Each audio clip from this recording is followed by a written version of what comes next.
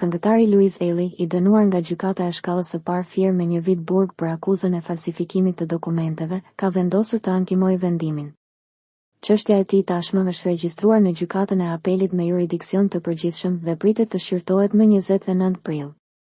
Në këtë dosje figuron i përfshirë edhe shtetasi Fatmir Abdurrahmani, i cili është dënuar me 18 muaj burg. Sipas prokurorisë, Louis Ailey, në cilësinë e noterit, ka falsifikuar një deklaratë notariale, e cila u përdor nga Fatmir Abdurrahmani në prokurori për të justifikuar burimin e krijimit të pasurive të sekuestruara në kuadër të një hetimi pasuror të vitit 2021. Dokumenti në fjalë rezultoi i manipuluar në përmbajtje, por mbante në nënshkrimin e Aileyt.